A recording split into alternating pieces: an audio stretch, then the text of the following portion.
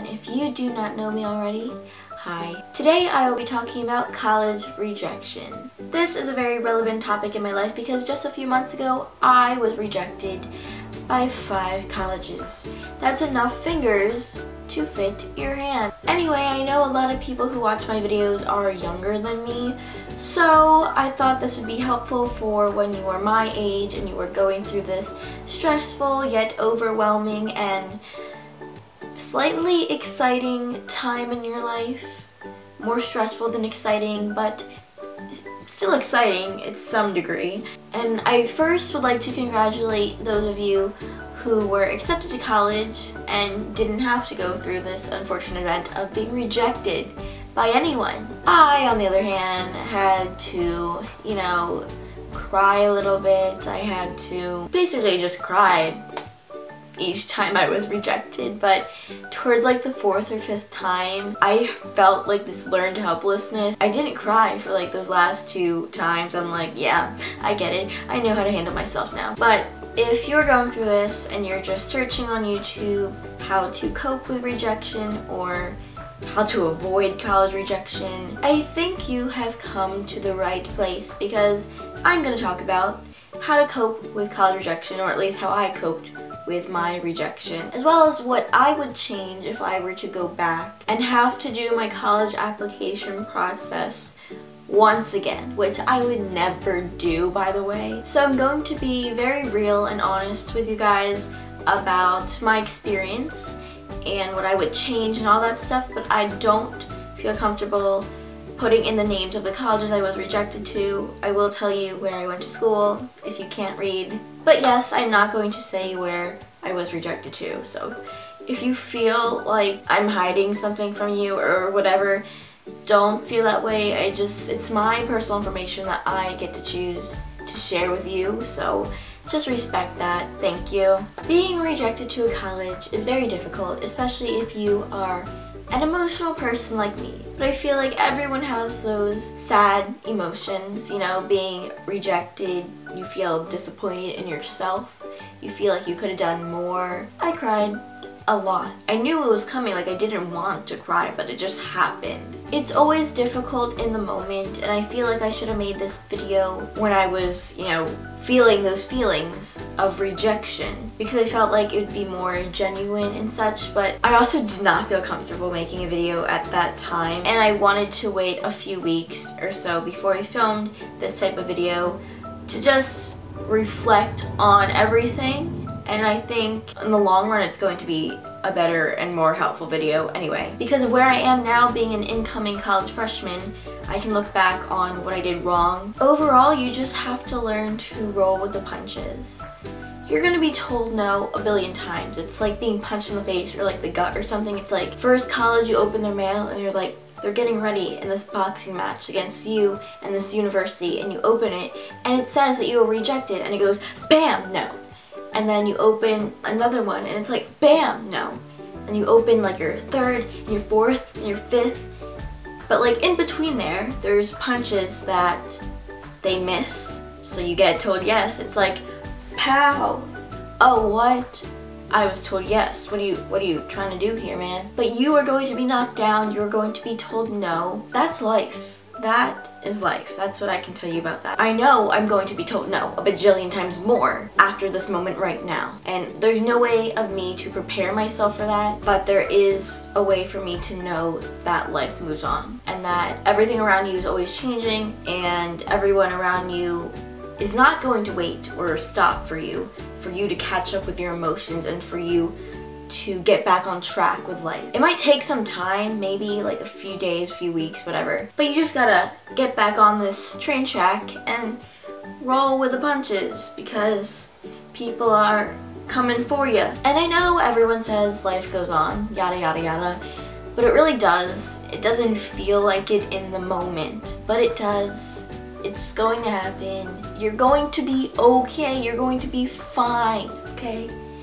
Wherever you are in the state of mind that you're in right now, either happy, sad, depressed, whatever, you are going to be okay. I've gone through emotional roller coasters in my time, my 18 years of life, and let me say, I'm okay.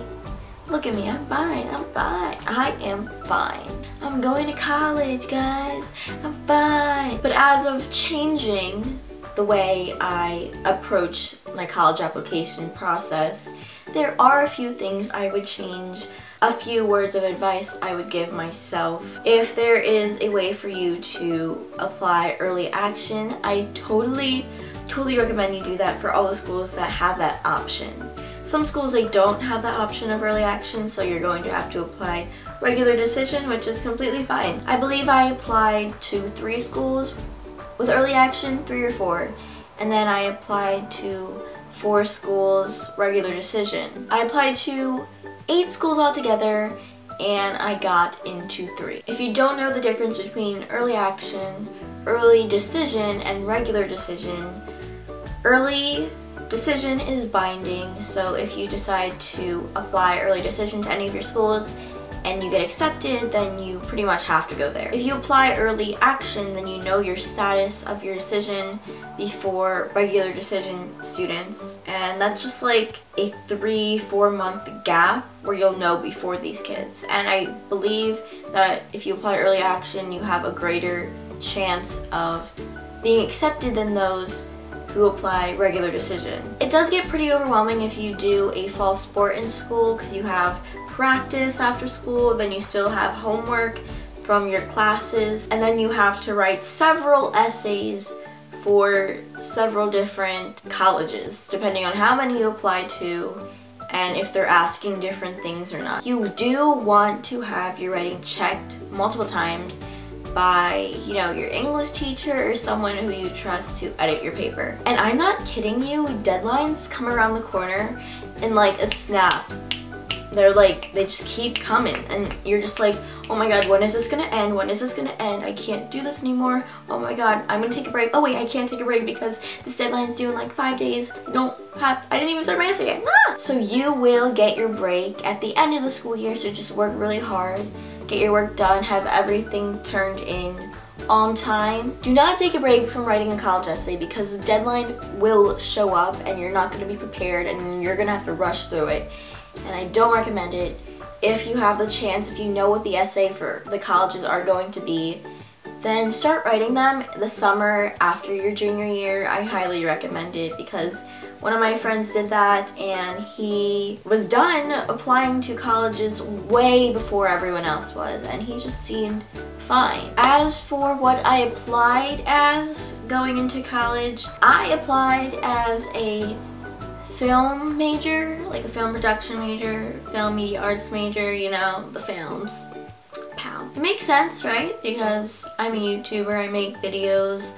At least I try to make videos every week. I was also part of this NYU Future Filmmakers thing last year, but after taking that, I thought I wanted to be, you know, film major, film director, cinematographer, all that jazz. That just made me realize that I didn't want to do that as a career. I do enjoy film as a hobby. Hopefully it can be a job, like the YouTube sense, where I can do what I want to do, you know what I mean? But the whole film world, like movies and TVs and stuff, it's not for me. I applied as a film major, and I think that was one of my mistakes, is applying as a film major when I knew I didn't really want to do that, but at the same time I kind of wanted to do that. So it was hard for me to pick what I wanted to declare myself as. I felt like I should have just declared myself as undecided, mainly because I knew I was going to change my mind. I wasn't set on an idea